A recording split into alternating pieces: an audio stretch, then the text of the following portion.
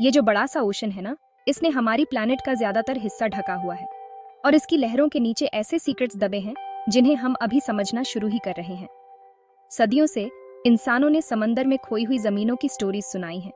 ये कहानियां हैं बड़े बड़े सिटीज और एडवांस्ड सिविलाइजेशंस की। वो अचानक गायब हो गईं, गहरे पानी में समा गईं। एटलांटिस जैसी लेजेंड्स बताती हैं कि वहाँ बहुत ही सोफिस्टिकेटेड सोसाइटीज थीं।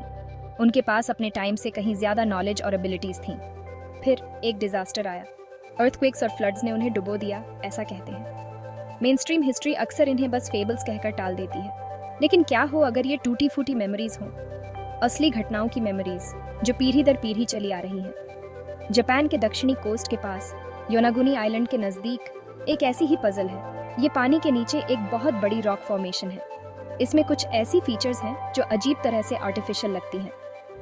इसे कुछ डेकेड्स पहले ही डिस्कवर किया गया था और खोजते ही इस पर इमीडिएट डिबेट शुरू हो गई। कुछ कहते हैं कि ये नेचुरल जियोलॉजिकल वंडर है, दूसरे मानते हैं कि ये ह्यूमन हैंड्स का काम है। जॉइन अस, हम एक्सप्लोर करते हैं योनागुनी की इस मिस्ट्री को। योनागुनी की मॉडर्न डिस्कवरी की कहानी 1986 में शुरू होती है। किहाचिरो अराता के नाम का एक लोकल डाइवर पानी में एक्सप्लोरिंग कर रहा था। वो कोई एंशिएंट रूइंस नहीं ढूंढ रहा था, वो एक टूरिज्म ऑपरेटर था। अराटेक हैमरहेड शार्क्स को देखने के लिए अच्छी स्पॉट्स ढूंढ रहा था। ये शार्क्स कुछ सीजन्स में उस एरिया में इकट्ठा होती है। उस दिन उसका रूटीन डाइव कुछ बहुत ही एक्स्ट्रॉर्डिनरी चीज में बदलने वाला था। योनागुनी आइलैंड के दक्षिणी सिरे पर डाइव करते हुए अराटेक ने कुछ अनयूजुअल देखा। उसके नीचे सी बेड पर एक विशाल स्टोन स्ट्रक्चर पड़ा था। उसके किनारे एकदम स्ट्रेट थे और कॉर्नर्स बहुत शार्प थे। वहाँ चौड़े फ्लैट टेरेसेस थे जो स्टेप्स जैसे दिखते थे। उसने देखा जो जायंट प्लेटफॉर्म्स जैसे लग रहे थे। उस फॉर्मेशन का साइज और उसकी रेगुलरिटी हैरान कर देने वाली थी। इतने सालों की डाइविंग में उसने ऐसा कुछ पहले कभी नहीं देखा था। अराटेक अपनी इस फाइंडिंग से स्टन्ड रह गया। उसने फोटोग्राफ्स ली और अपनी डिस्कवरी सबके साथ शेयर की। जल्द ही एक्सपर्ट्स और रिसर्चर्स का ध्यान इस पर जाने लगा। पानी के नीचे एक पॉसिबल सिटी होने की न्यूज़ आग की तरह फैल गई। अराटेक की एक्सीडेंटल डिस्कवरी ने एक दरवाजा खोल दिया था। योनागुनी मॉन्यूमेंट एक बहुत बड़ा स्ट्रक्चर है। इसके मेन सेक्शन को इसेकी हांटो कहते हैं। ये लेंथ में करीब 100 मीटर्स है। ये पूरी फॉर्मेशन सी बेड से ऊपर उठती है। इसकी हाइट लगभग 25 मीटर्स है। ये पानी के नीचे डूबी हुई एक 8 स्टोरी बिल्डिंग जैसा है। इस मॉन्यूमेंट की पहचान है इसके इनॉर्मस फ्लैट टेरेसेस। इनके किनारे कमाल के स्ट्रेट हैं और शार्प 90 डिग्री एंगल्स हैं। योनागुनी के बारे में सेंट्रल क्वेश्चन ये है कि इसका ओरिजिन क्या है। क्या ये एक नेचुरल जियोलॉजिकल फॉर्मेशन है या ये एक स्ट्रक्चर है जिसे बहुत पहले ह्यूमन हैंड्स ने बनाया था। साइंटिफिक ओपिनियंस इस इशू पर बिल्कुल बंटे हुए हैं।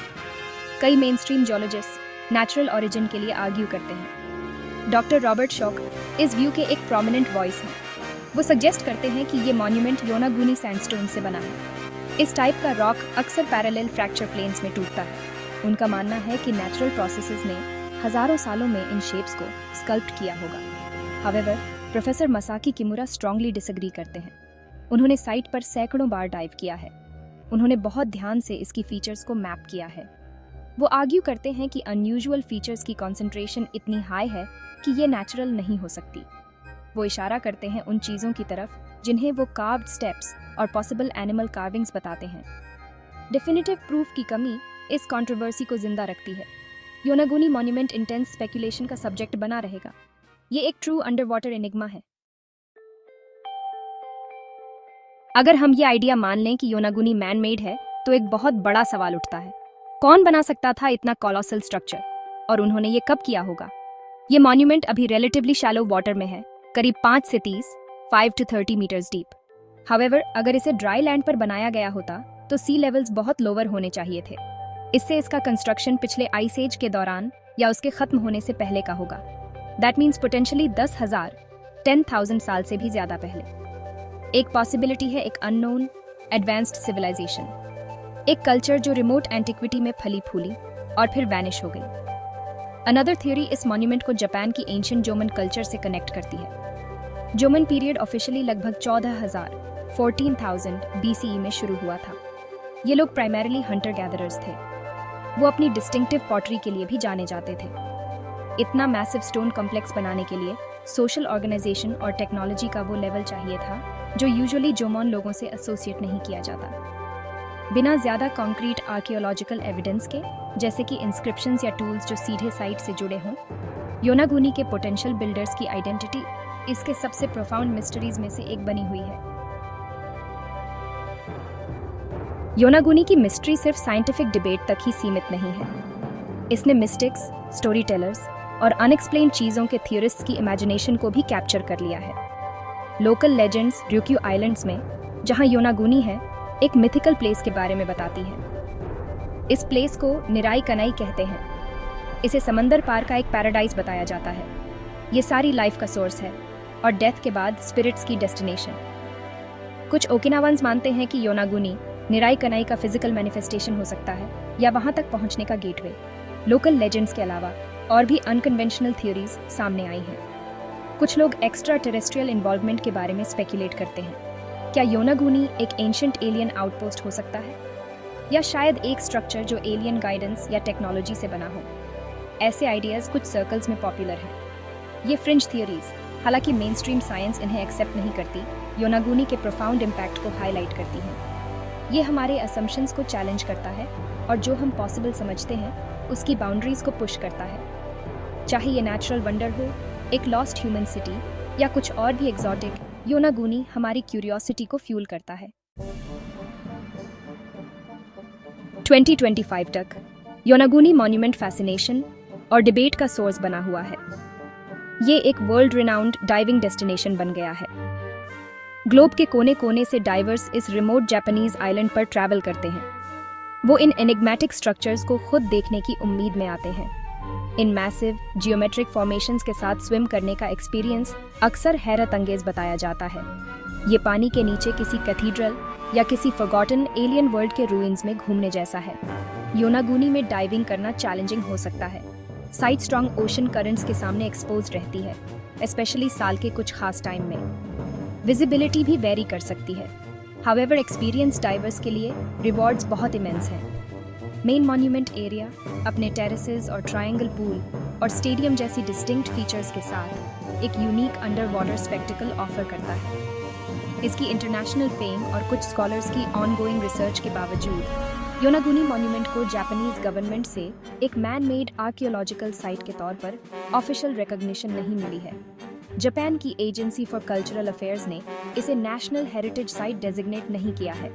ऑफिशियल स्टेटस की इस कमी का मतलब है कि फर्दर रिसर्च और प्रिजर्वेशन एफर्ट्स के लिए लिमिटेड गवर्नमेंट फंडिंग। योनागुनी उन मिस्ट्रीज का सिंबल बना हुआ है जो शायद लहरों के नीचे हिडन हो सकती हैं। योनागुनी मॉन्यूमेंट की एज पता लगाना इसके ओरिजिन को समझने के लिए क्रूशल है। हाउएवर, स्ट्रक्चर को डेट करना इनक्रेडिबली कॉम्प्लेक्स है। अगर ये नेचुरल फॉर्मेशन है तो इसकी फीचर्स कई थाउजेंड्स, शायद मिलियंस ऑफ ईयर्स में स्कल्प्ट हुई होंगी। जियोलॉजिकल प्रोसेसेस बहुत वास्ट टाइम स्केल्स पर काम करते हैं। इरोजन और टेक्टोनिक एक्टिविटी ने धीरे धीरे सैंडस्टोन बेड्स को शेप दिया होगा। इफ हाउएवर ये मॉन्यूमेंट मैन मेड है तो इसकी एज और भी सिग्निफिकेंट और कंट्रोवर्शियल हो जाती है। ह्यूमंस ने इसे ड्राई लैंड पर कंस्ट्रक्ट किया हो, इसके लिए सी लेवल काफी लोअर होना चाहिए। लास्ट आइस एज के पीक के दौरान करीब 20,000 साल पहले ग्लोबल सी लेवल्स आज से लगभग 100 से 120 100 to 120 मीटर्स लोअर थे। जैसे जैसे आइस शीट्स पिघलीं, सी लेवल्स ऊपर उठे।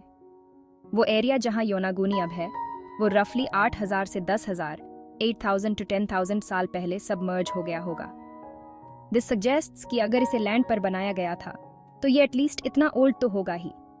ये पोटेंशियल एज स्टैगरिंग है। ये योनागुनी के कंस्ट्रक्शन को इजिप्ट के पिरामिड्स या स्टोनहेंज से भी बहुत पहले का कर देगा।